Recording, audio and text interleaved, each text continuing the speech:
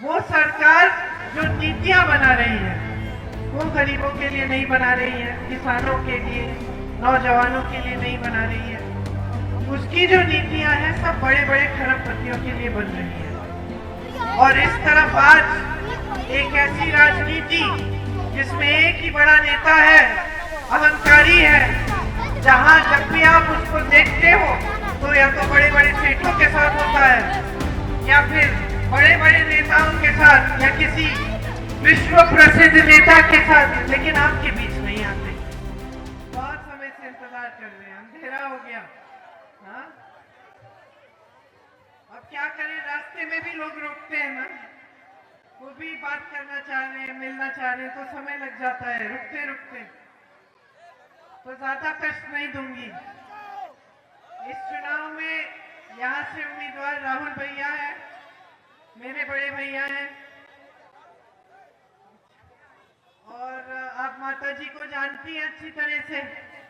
माता जी ने 20 सालों के लिए आपकी सेवा की। इन पिछले 5 सालों में तबीयत थोड़ी ठीक नहीं रही, इसलिए बार बार नहीं आ पाई, लेकिन जब जब मौका मिला तो कोशिश की कि आई।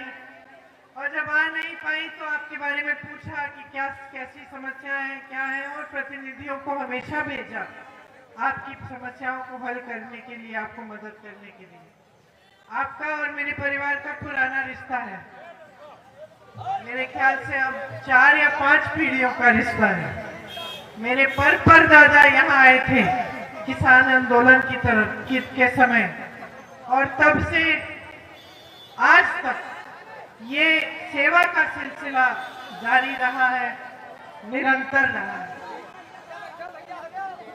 तो आज जो चुनाव हम लड़ रहे हैं, वो सबसे पहले तो इसका जो मुख्य मुद्दा है वो ये है कि आज जो सरकार चल रही है, केंद्र में भी और प्रदेश में भी, वो सरकार जो नीतियां बना रही है वो गरीबों के लिए नहीं बना रही है, किसानों के लिए, नौजवानों के लिए नहीं बना रही है। उसकी जो नीतियां हैं सब बड़े बड़े खरबपतियों के लिए बन रही है।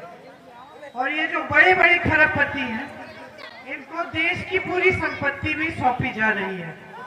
तो देश के बंदरगाह, देश के हवाई अड्डे, देश का कोयला, देश की बिजली, सब इन्हीं को सौंप दी जा रही है।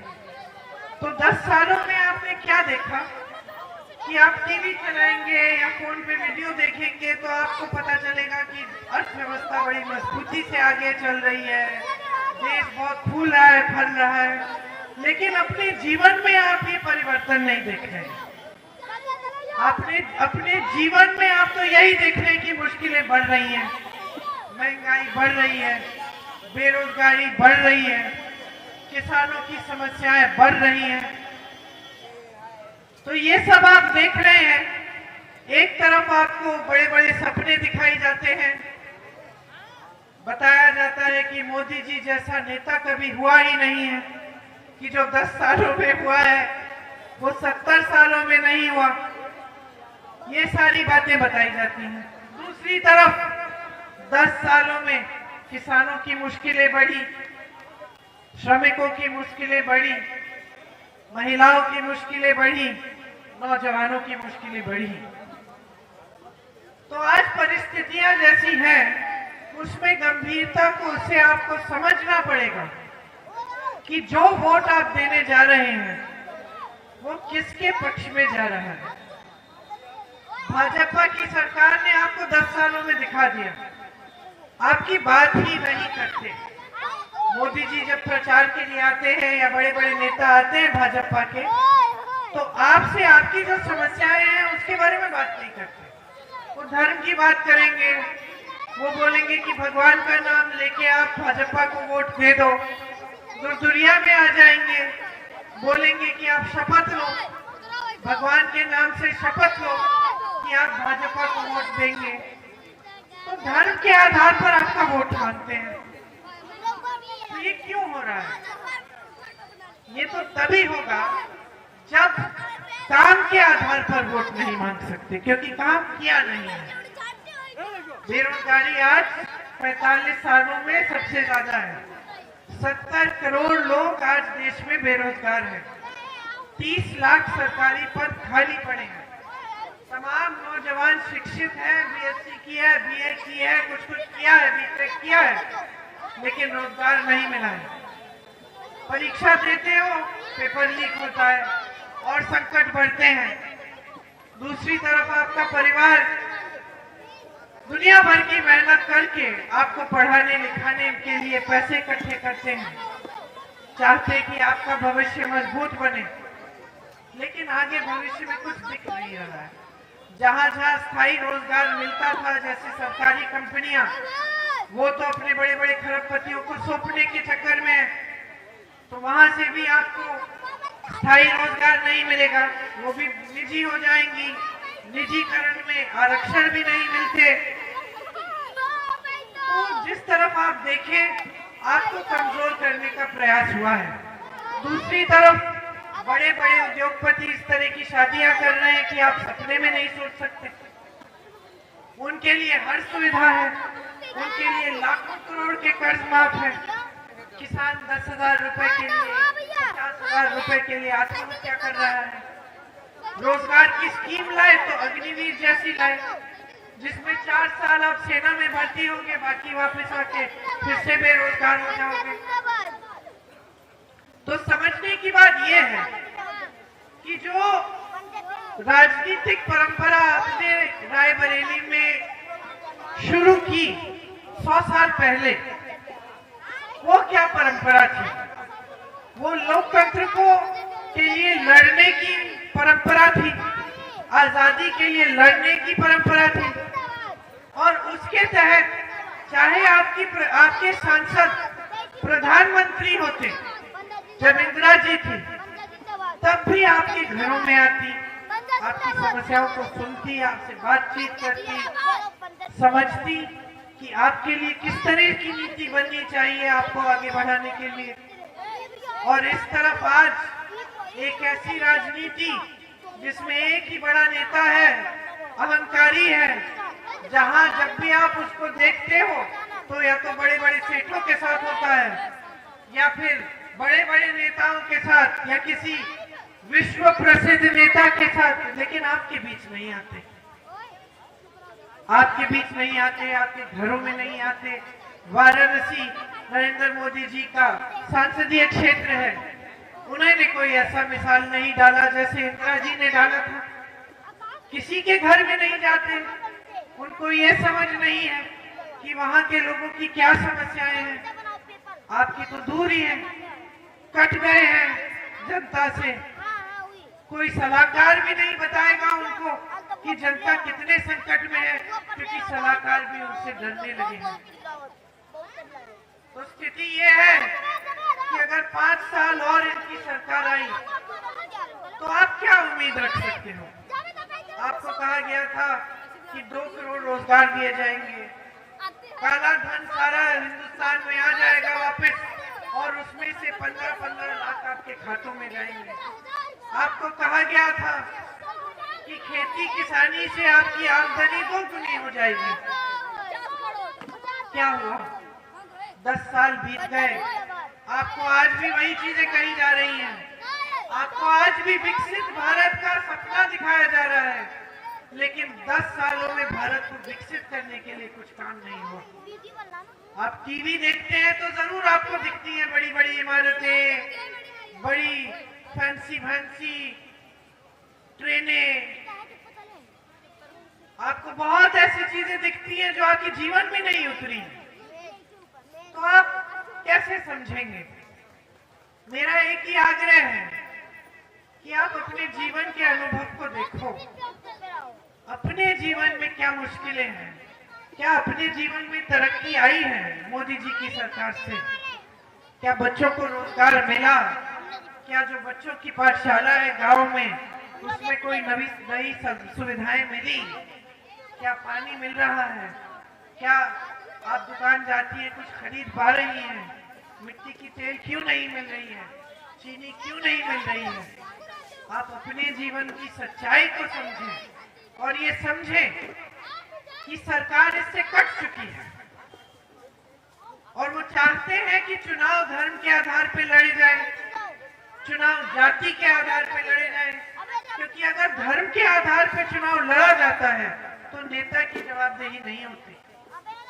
तो फिर नेता को कोई जरूरत नहीं होती कि आपका काम करे, कि आपके गांव में आए, आपकी सड़क बनवाए, आपकी पाठशालाएं बनवाए, आपको रोजगार दिलवाए, खेती किसानी से कमाई कराए, क्योंकि वो जान जाता है कि चुनाव के समय मैं धर्म की बात करूंगा, लोगों के जज्बातों को उभारूंगा, जज्बातों के आधार पर लोग मुझे वोट दे देंगे और मेरा भविष्य तो बन गया 5 सालों के लिए।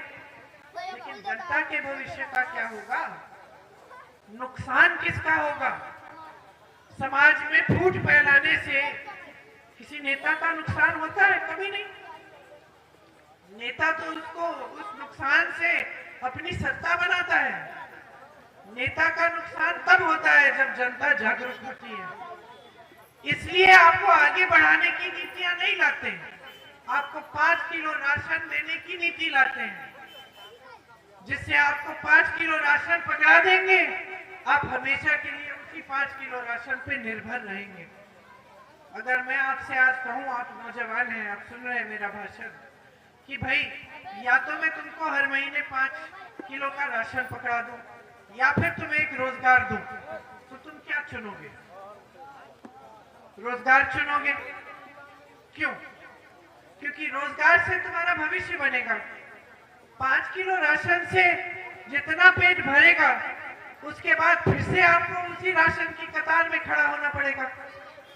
और जिस दिन सरकार ये तय कर ले कि नहीं देंगे 5 किलो का राशन, फिर क्या करोगे? जबकि अगर रोजगार मिलेगा तो खुद कमाओगे, वो 5 किलो राशन क्या 10 किलो 15 किलो आप खुद खरीद पाओगे, आत्मनिर्भर बनोगे। तो जब तय करते हो ना कि किसे वोट देना है, तो उसकी नीतियों को समझो। अगर वो ऐसी नीति है जो आपको रोजगार दिलाएगी, जो आपको आत्मनिर्भर बनाएगी, तो वो अच्छी नीति है। अगर वो ऐसी नीति है कि सिर्फ आपको कुछ दिया जाएगा लेकिन अपने पैरों पे खड़े होने की बात नहीं होगी, तो उस नीति में आपका ही नुकसान होगा आगे जाके। तो ये समझो। दूसरी बात ये समझो कि देश में एक ही सच्चाई है, चाहे आपको टीवी पे कुछ भी दिखाया जाए, एक ही सच्चाई है, जो सच्चाई आप जी रहे हो। क्या करेगी? कुछ नहीं करेगी। तो अब देखो मैं क्या बोल रही थी मैं? हाँ, मैं कह रही थी कि लोगों की जो सरकारें हैं उनकी नीतियों को समझने की बहुत ही महत्वपूर्ण जरूरत है। जो ऐसी नीति लाएगा जिससे आपका पूरा गांव विकसित होगा, वो अच्छी नीति है। जो ऐसी नीति लाएंगे जिससे आप निर्भर हो जाएंगे किसी चीज पे, वो अच्छी नीति नहीं है। अब जो आज देश में परिस्थितियां हैं वो ये है कि सारी नीति बड़ी खरबपतियों के लिए बन रही है। तो लोन कर्ज माफ होते हैं उनके, किसानों के कर्ज माफ नहीं हो रहे हैं। टैक्स आपका बढ़ाया जाता है, हर चीज पे आपको जीएसटी भरनी पड़ती है। बड़े खरबपतियों का उतना ही है जितना पहले होता था। जिन संस्थाओं से आपको रोजगार मिलता था, बड़े बड़े जो सरकारी कंपनी थी, वो सारी इनको दी जा रही है, तो आपको रोजगार नहीं मिल रहे हैं। खेती किसानी को देखें तो कोल्ड स्टोरेज सारे इनको दिए जा रहे हैं। सारी जो बड़ी बड़ी चीजें हैं उसमें भी इन्हीं को दी जा रही हैं। तो फिर आप रह कहां गए? आपके लिए कौन सी नीति बन रही है? आपके लिए इन्होंने एक स्पष्ट नीति बनाई है। चुनाव के समय लोगों का ध्यान भटकाओ, इधर उधर की बातें करो, चाहे बड़े से बड़ा नेता हो भाजपा का या छोटे से छोटा, वो हमेशा आपका ध्यान भटकाएगा। वो आपको कहेगा कि आपका धर्म संकट में है, उसको बचाने के लिए वोट दो। वो आपको किसी एक समुदाय या एक जाति के खिलाफ भड़काएगा। इससे उसका तो नुकसान होने वाला नहीं है, इससे आपका ध्यान भटक जाएगा, आप फिर से उसको वोट दे देंगे। और ऐसे ही आगे बढ़ती चली जाएगी उसकी जो राजनीति है, उसकी सत्ता। तो आपको समझना पड़ेगा कि आज जो चुनाव है वो सिर्फ रायबरेली का चुनाव नहीं रहा, वो अब देश को बचाने का चुनाव क्या है। ये लोग कहते हैं संविधान बदल डालेंगे, संविधान बदलेंगे तो किसके अधिकार कमजोर होंगे? आपके। आप आज वोट डाल रहे हो, आज आपके हाथों में ये हथियार है कि आप बदलाव लाना चाहते हो, आप खुश नहीं हो किसी नेता के काम से तो आप बदल सकते हो। लेकिन संविधान जब बदलने की बात करते हैं, क्या पता अगला चुनाव ही ना हो, आपका ये अधिकार भी छीना जाए। संविधान आपको आरक्षण देता है, क्या पता उसको बदल डालें। तो गंभीरता से सोचना पड़ेगा कि आज आपका वोट किसके पक्ष में जा रहा है और क्यों। अगर ये सरकार ऐसी सरकार होती जिसने आपके लिए काम किया होता तो इसके नेता मंच पे खड़े होकर आपको काम गिनाते। मैंने अपने पिताजी के लिए खूब प्रचार किया अमेठी में। हमारा प्रचार क्या होता था कि देखिए, जो आपके यहाँ पे आपका पानी नहीं था, नल लगवा दिया। ये कच्ची सड़क थी, पहले खड़िंजा लगवाया इस पे, अब इसको हमने पक्का कर दिया है। आपके यहाँ BHEL लाए, HAL लाए। हम कहते थे रायबरेली में इंदिरा जी ITI लाई। सोनिया जी का प्रचार किया तो हमने कहा सोनिया जी एम्स लाई, इतना बड़ा अस्पताल ले आई रायबरेली। तो हम प्रचार करते थे तो अपने काम गिनाते थे कि हमने ये रोजगार दिलवाए हैं, ये समस्या थी आपकी गांव में, ये हल की है। हम प्रचार अपने काम गिनाते थे और फिर उसके साथ साथ आपको बताते थे कि हम क्या करना चाह रहे हैं आपके लिए, किस तरह से आपका जीवन बेहतर बनाएंगे। आज प्रचार फिजूल की बात है। देश का प्रधानमंत्री इतने बड़े बड़े मंचों पे खड़ा होता है और उल्टी सीधी बातें कहता है कि कांग्रेस पार्टी धर्म के विरोध है, कांग्रेस पार्टी आपके भैंस चुराएगी, कांग्रेस पार्टी आपके गहने चुराएगी। ये कैसी बातें हैं? 55 सालों से 70 सालों के लिए ये देश आजाद रहा, 55 सालों के लिए कांग्रेस की सरकार रही। किसी ने आपके गहने चुराए? कोई आपको रात में आके आपके भैंस ले गया? और आज देश के प्रधानमंत्री अपने काम गिनाने के बजाय 10 साल की भरपूर सत्ता, लेकिन एक काम गिना नहीं पा रहे हैं, यही बातें कर रहे हैं। हाँ, बताइए। अभी आपने जानवर का मसला उठाया, आवारा पशु की बड़ी समस्या है। ये समस्या 5 सालों से ज्यादा से है। मैं 2019 के चुनाव में आई थी तो मुझे याद है बहुत बड़ी समस्या थी। अब मैं आपको आपने ये मुद्दा उठाया इसलिए मैं आपको बताती हूँ। यहाँ उत्तर प्रदेश में भाजपा की सरकार है, केंद्र में भाजपा की सरकार है। अगर इनकी नीयत साफ होती और सचमुच ये कुछ करना चाहते इस समस्या को हल करने के लिए तो कर सकते थे। क्या किया? बेकार गौशालाएं बनाई जिसमें गाय खड़ी रहती है धूप में, ऊपर छत नहीं है, चारा नहीं है, पानी नहीं है, मर रही है। मैंने देखे वीडियो, गाय बेचारी लेटी हुई है, धूप है, बड़ी धूप है, कोई कुत्ता पीछे से खा रहा है, उसको टांग खा रहा है, बीमार है, कोई देखने वाला नहीं, कोई खिलाने वाला नहीं, पानी देने वाला कोई नहीं है। दूसरी तरफ देखो,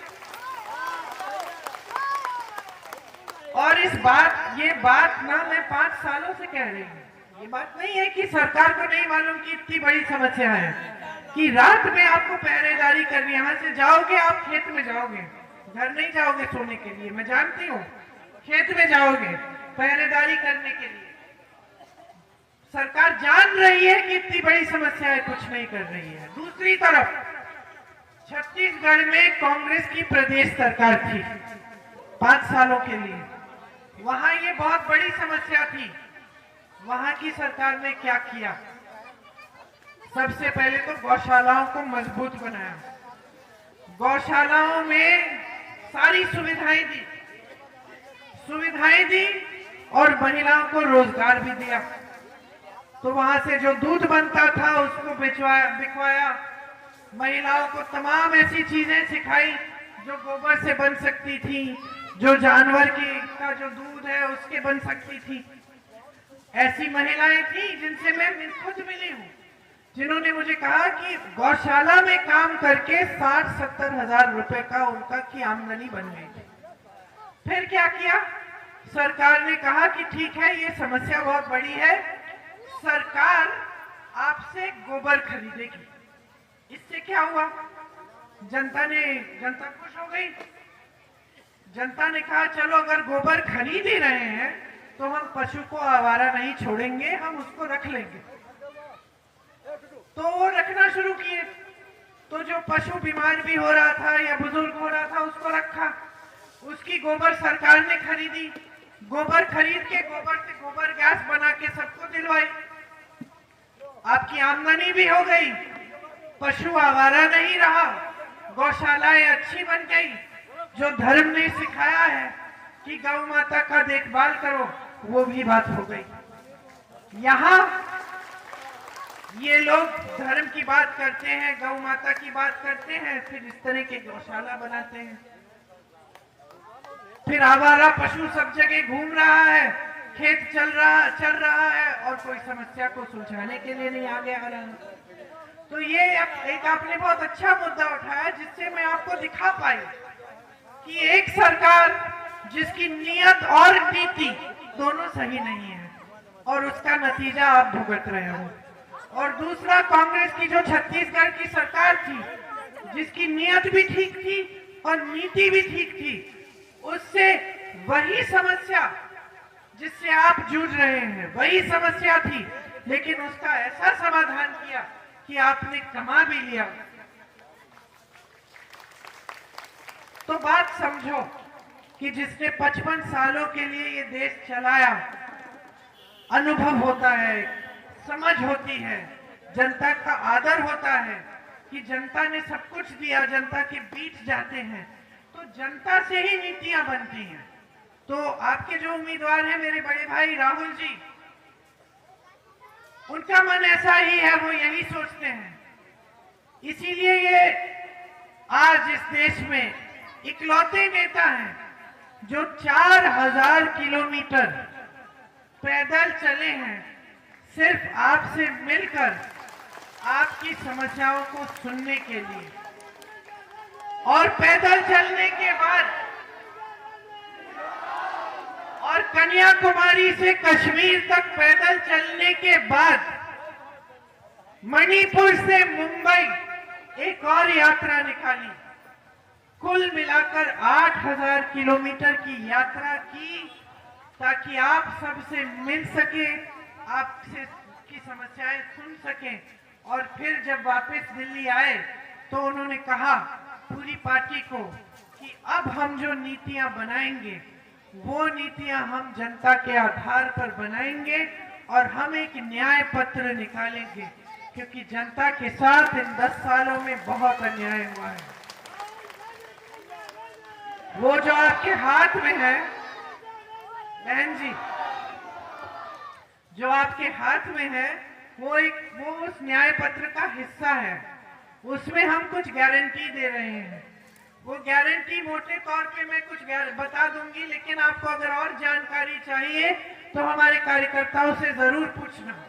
वो ये है कि हर गरीब परिवार की जो सबसे बड़ी महिला है उसको हर महीने उसके खाते में 8500 रुपए डाले जाएंगे, क्योंकि हम ये पहचान रहे हैं कि देश की महिला चाहे कोई भी काम करे, चाहे खेती में मजदूरी करे, चाहे किसी के घर में काम करे, चाहे नौकरी करे, वो घर आके उसका दुगना काम करती है।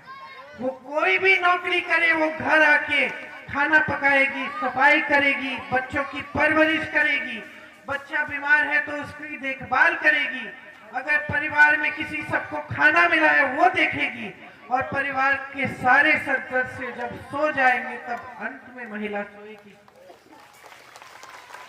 तो हम पहचान रहे हैं कि घर के काम के लिए आपको कभी किसी ने पहचाना नहीं है। इसीलिए हम कह रहे हैं कि जो घर पे है महिला, जो सबसे बड़ी महिला है, उसको हम 8,500 रुपए हर महीने देंगे, ताकि साल में पूरे 1 लाख की वो बचत कर सके या फिर उन पैसों को किसी चीज के लिए इस्तेमाल कर। इसी तरह से हम कह रहे हैं कि 50% मतलब आधी जितनी भी सरकारी नौकरियां हैं महिलाओं को दी जाएंगी। इसके साथ साथ जो आंगनवाड़ी आशा बहुएं हैं, जो मिड डे मील की महिलाएं हैं, जिनका मानदेय सालों से नहीं बढ़ाया गया, उसको हम बढ़ाने के लिए केंद्र सरकार से जो पैसे आते हैं उनको दुगना करेंगे। मेरे नौजवान बहुत साथी यहाँ हैं।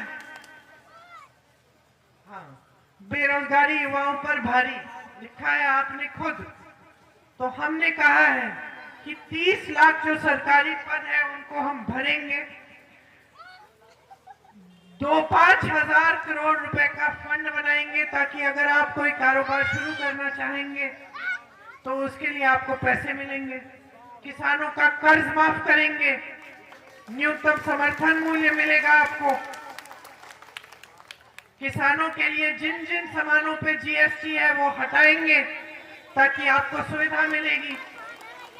श्रमिकों के लिए 400 रुपए का न्यूनतम वेतन पूरे देश भर में होगा। ये हमारी गारंटी है, हम ये करके दिखाएंगे आपको। नौजवान जब पढ़ाई करता है, जब नौजवान पढ़ लिखता है, तो सिर्फ उसकी मेहनत नहीं होती है, पूरे परिवार में उनकी मेहनत होती है शामिल उसकी मेहनत में। क्योंकि पूरा परिवार मेहनत करके उसके लिए पैसे बचा के उसकी ट्यूशन की फीस देने के लिए, उसकी पढ़ाई के लिए फीस देने के लिए पूरा परिवार मेहनत करता है।